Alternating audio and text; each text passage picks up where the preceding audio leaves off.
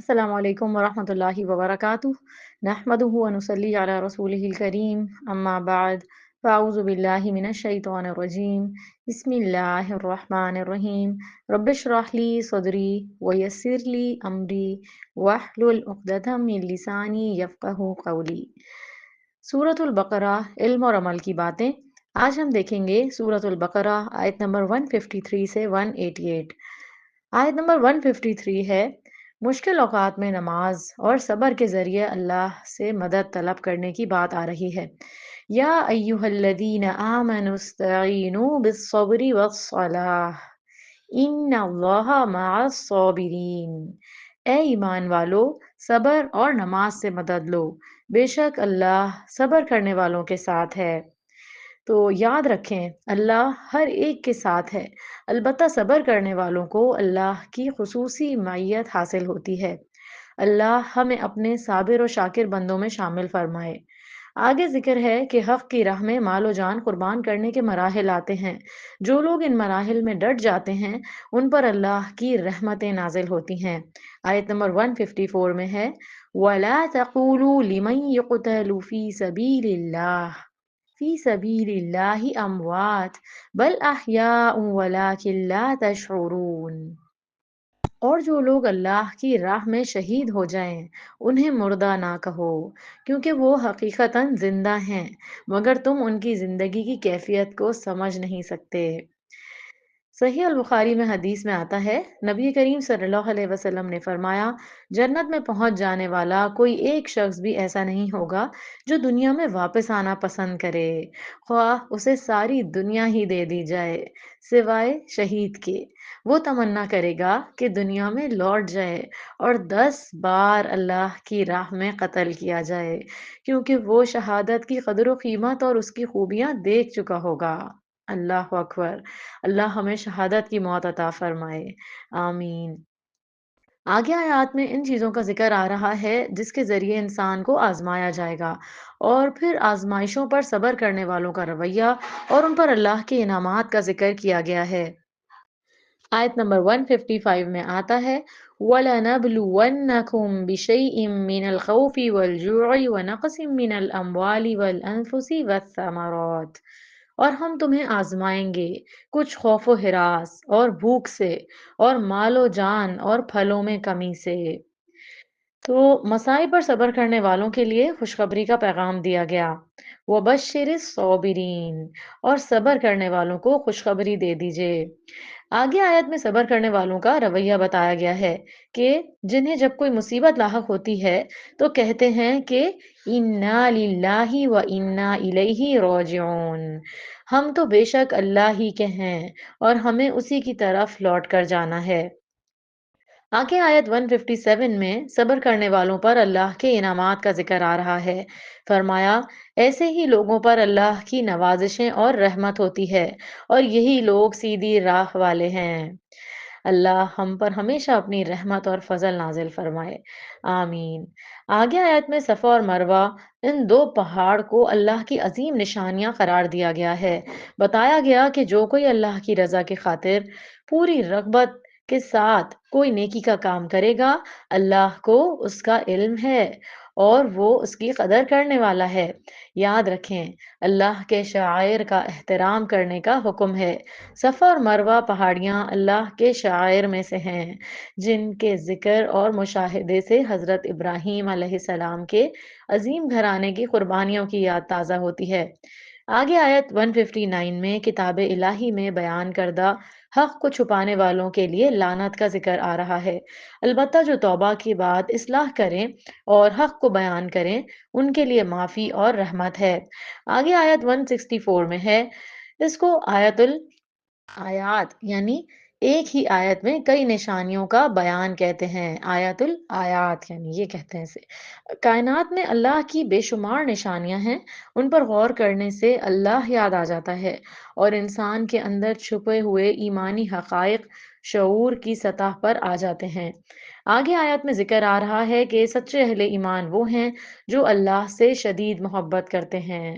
کچھ بد نصیب گمراہ لوگ اللہ کے بجائے اپنے گمراہ سرداروں کو بڑا مان کر ان کی اطاعت کرتے ہیں اور ان سے ایسی محبت کرتے ہیں جیسی محبت اللہ سے کرنی چاہیے۔ قیامت کے دن اس وقت انتہائی مایوس ہوں گے جب ان کے گمراہ سردار ان سے اعلان بیزاری کا اظہار کریں گے۔ آگے آیت میں تمام لوگوں کو حلال اور طیب کھانے کا حکم دیا گیا ہے۔ یاد رکھیں، حرام اور ناپاک چیزیں کھانا شیطان کے پیچھے چلنے کے مترادف ہیں۔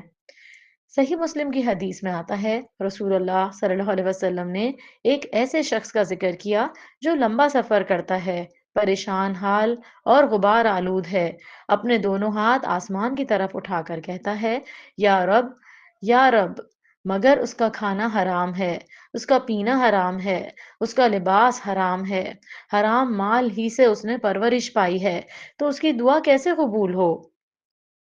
پچھلی آیت میں پہلے تمام لوگوں کو حلال کھانے کا حکم دیا تھا۔ اب آگے آیت میں خاص کر مومنوں کو حلال کھانے کا حکم دیا ہے اور اس سے آگے آیت میں حرام چیزوں کا ذکر کیا گیا ہے۔ آیت نمبر 172 میں آتا ہے، یا ایہا الذین آمنوا کلوا من طیبات ما رزقناکم واشکروا للہ ان کنتم ایاہ تعبدون۔ اے ایمان والو، ہماری عطا کردہ پاکیزہ چیزیں کھاؤ اور اللہ کا شکر ادا کرو اگر تم واقعی صرف اسی کی عبادت کرتے ہو۔ اس آیت سے ہمیں یہ سبق ملا کہ اللہ کی عبادت کا تقاضا ہے کہ حلال اور طیب رزق کا اہتمام کیا جائے اور اللہ کا شکر ادا کیا جائے۔ اے اللہ، ہمیں پاکیزہ حلال رزق کھلا اور ہمارے رزق میں برکت عطا فرما، ہمیں نعمتوں کا شکر ادا کرنے والا بنا۔ آگے آیت 177 میں ہے، یہ آیت البر یعنی نیکی کے بیان پر جامع آیت کہلاتی ہے۔ اس آیت میں نیکی کا حقیقی تصور بیان کیا گیا ہے۔ اس آیت میں بتایا گیا ہے کہ سچے اور متقین لوگ وہی ہیں جو ایمان لا کر حقوق اللہ اور حقوق العباد کو پورا کریں، جن کی نیکی صرف اللہ کی رضا اور آخرت کے اجر و ثواب کے لیے ہو۔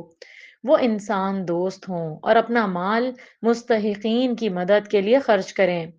وہ عبادت گزار ہوں یعنی نماز قائم کریں اور زکوٰۃ ادا کریں، معاملات کے کھرے ہوں، سچ بولیں اور اپنے وعدے پورے کریں، حق اور باطل کے معرکے میں حصہ لیں، اس دوران آنے والی مشکلات پر صبر کریں اور باطل کے خلاف ڈٹ کر حق کا ساتھ دیں اور ثابت قدمی کا مظاہرہ کریں۔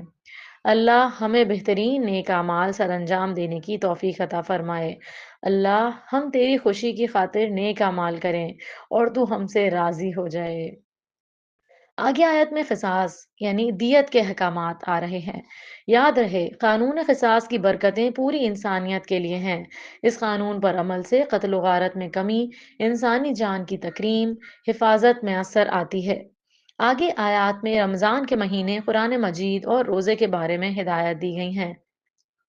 آیت نمبر 183 میں ہے، یا ایہا الذین آمنوا کتب علیکم الصیام کما کتب علی الذین من قبلکم لعلکم تتقون۔ اے ایمان والو، تم پر روزے فرض کر دیے گئے ہیں جیسا کہ تم سے پہلے لوگوں پر بھی فرض کیے گئے تھے، اور اس کا مقصد یہ ہے کہ تم میں تقوی پیدا ہو۔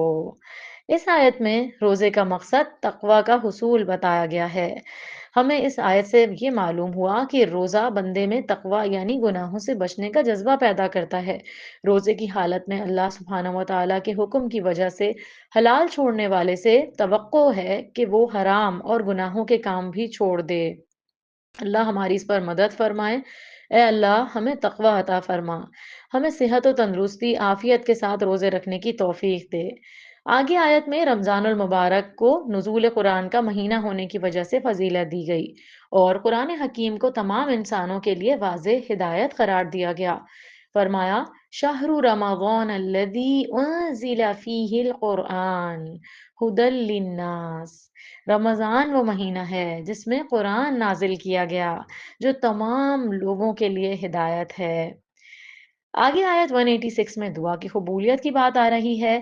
آیت نمبر 168 میں ہے، وَإِذَا سَأَلَكَ عِبَادِي عَنِّي فَإِنِّي قَرِيبٌ اجیب دعوت الداعی اذا دعان فلیستجیبوا لی ولیؤمنوا بی لعلہم یرشدون۔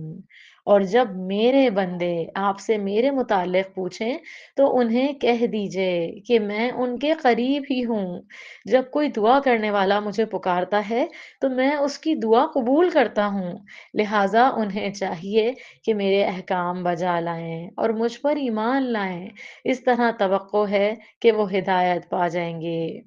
اس آیت سے ہمیں یہ معلوم ہوا کہ اللہ دعا کرنے والوں کی دعا ضرور قبول فرماتا ہے، البتہ شرط یہ ہے کہ لوگ اس پر واقعتاً ایمان رکھیں اور اس کے احکامات کی پیروی کریں، اور یہ سب کیوں کریں؟ تاکہ وہ ہدایت پا جائیں۔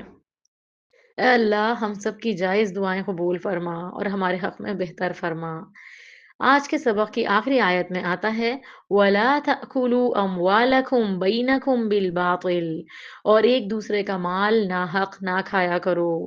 ہمیں یہ معلوم ہوا کہ تقوی کا اظہار اور امتحان مالی معاملات سے ہوتا ہے۔ ایک دوسرے کا مال باطل طریقے پر کھانے اور حکام تک رشوت پہنچا کر لوگوں کا مال ہڑپ کرنے سے منع کیا گیا ہے۔ اللہ ہمیں ہر قسم کی برائیوں سے بچائے رکھے اور اپنی حفظ و امان میں رکھے اور ہمیں اپنی پسندیدہ بندوں میں شامل فرما لے۔ آمین یا رب العالمین۔ وآخر دعوانا عن الحمد للہ رب العالمین۔ سبحانک اللہم و بحمدک، نشہد ان لا الہ الا انت، نستغفرک و نتوب الیک۔ السلام علیکم ورحمۃ اللہ وبرکاتہ۔